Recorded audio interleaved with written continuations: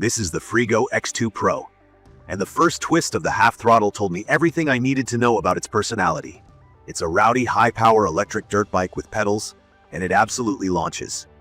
I rolled it out, checked the basics, and within a few minutes I was ripping down a side street with that mix of grin and whoa, this thing is serious. Key features that stood out to me right away. A 60-volt 30-amp-hour battery, that's 1800 watt-hour, a 3000-watt nominal motor that peaks at 6000 watts, claimed torque around 130 newton-meters, full suspension, and hydraulic brakes with four-piston calipers and 203mm rotors. If those numbers sound like marketing fluff, here's the simple version.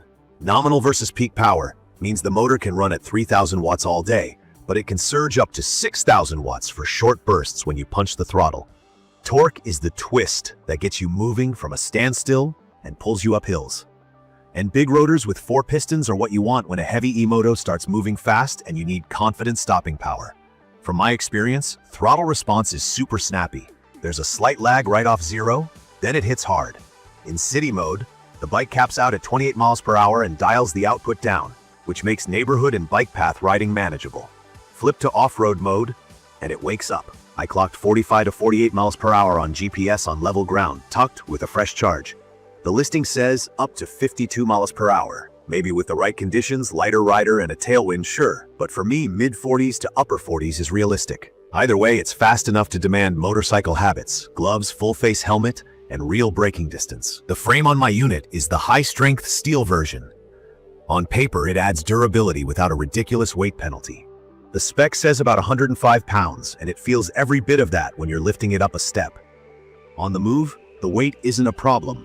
But you do notice the big rear hub motor when the terrain gets choppy. A hub like this adds unsprung weight to the rear wheel, so the suspension has to work harder to keep the tire glued to the ground over repeated hits. The front and rear shocks soak up potholes and washboards surprisingly well, and I'd call the ride plush and stable. I wouldn't take this off a jump line, but for dirt paths, fire roads, and rough city streets, it's a confidence booster. Brakes are a highlight. The four-piston setup bites smoothly and hard, and lever feel is predictable. Coming down a steep, stop sign hill at 35 miles per hour, I could trail brake into the intersection without fade. That matters on a bike that accelerates like this. The 19x2.0 knobby tires get decent grip on packed dirt and gravel, and they roll fine on pavement, but the 2.0 width is narrow for the weight and speed. On rougher surfaces, I kept eyeing wider rubber for more cushion and puncture resistance. The M5 display reads clean in daylight. Speed, battery percentage, trip, no nonsense. I couldn't change much beyond the basics, and on my unit there's no obvious brightness control, so at night it's brighter than I'd like. Pedal assist is there via a magnetic sensor, which means when the crank turns, the motor wakes up to help. It's not like a natural mid-drive bike, it's more of an on-off kick that helps you roll from a stop.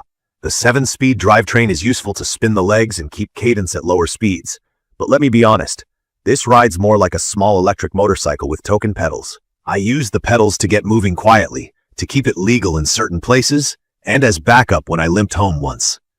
If you're taller, pedaling feels awkward because of the geometry and seat-to-pedal relationship. The thicker, slightly lower seat is an improvement for comfort, though. I could sit for a 30-minute mixed ride without fidgeting. Charging and range are where expectations need to match reality. The battery is removable, which I like, but it's heavy. The fan-cooled charger does its job, and charge time is long. I plan overnight and don't expect quick top-offs. In my opinion, the claimed range is very optimistic if you ride it like it begs to be ridden. On rolling hills, off-road mode, 190-pound rider, mixed throttle, I got 12 to 18 miles before the voltage sag said be nice. Riding gentle in city mode, keeping it under 25 miles per hour, I stretched it to around 25 miles. The battery bar drops fast in the last third.